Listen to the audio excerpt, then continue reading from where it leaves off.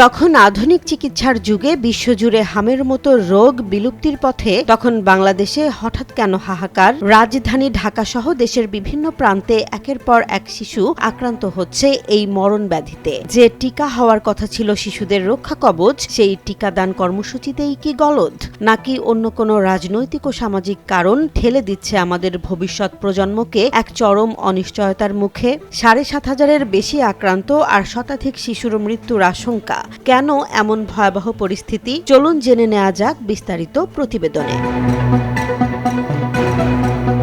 স্বাস্থ্য মন্ত্রণালয়ের তথ্য বলছে, গত ১৫ মার্চের পর থেকে দেশে হামের প্রকোপ অস্বাভাবিকভাবে বৃদ্ধি পেয়েছে। ৯০০-র বেশি নিশ্চিত সংক্রমণ এবং ১০০-র ওপর মৃত্যু। এই পরিসংখ্যান সাম্প্রতিক ইতিহাসে বাংলাদেশে হামের প্রাদুর্ভাবকে সবচেয়ে প্রাণঘাতী হিসেবে চিহ্নিত করেছে। তবে সবচেয়ে উদ্বেগের বিষয় হল আক্রান্তদের বয়স। দেখা গেছে সংক্রমণের শিকার হওয়া শিশুদের প্রায় ১/৩ বয়স ৯ মাসের নিচে, অর্থাৎ তারা নিয়মিত টিকাদান কর্মসূচির আওতায় আসার আগেই আক্রান্ত হয়ে পড়ছে।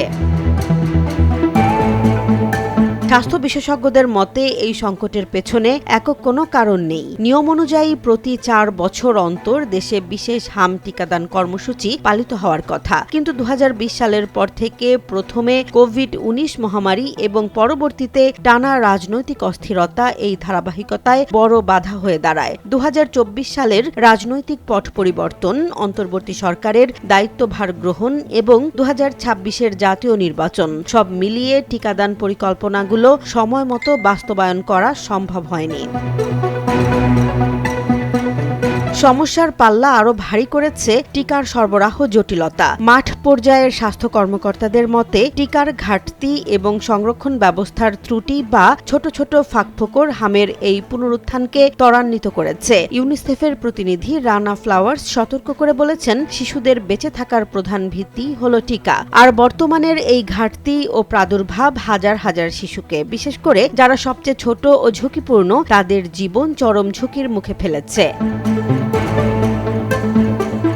যদি বৈশ্বিক প্রেক্ষাপট দেখি, তবে ২০০০ সালের তুলনায় ২০২৪ সালে বিশ্বে হামের সংক্রমণ ও মৃত্যুহার উল্লেখযোগ্যভাবে কমেছে। কিন্তু টিকাদানের হার কমে যাওয়ায় সাম্প্রতিক সময়ে এশিয়া, আফ্রিকা, এমনকি ইউরোপ ও আমেরিকাতেও নতুন করে সংক্রমণের খবর পাওয়া যাচ্ছে। বাংলাদেশে এই সংকট নিরসনে ইতোমধ্যে জরুরি টিকাদান কর্মসূচি শুরু হয়েছে। তবে শিশুদের জীবন বাঁচাতে কেবল কর্মসূচি নয়, প্রয়োজন নিরবচ্ছিন্ন সরবরাহ ব্যবস্থা এবং সচেতনতা।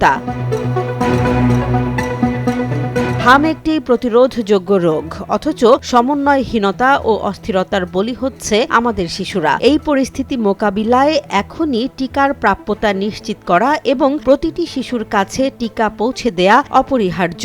অন্যথায় এই প্রাণঘাতী প্রাদুর্ভাব নিয়ন্ত্রণের বাইরে চলে যেতে পারে। জেসমিন জাহান, নিউজ ডেস্ক, জনবাণী।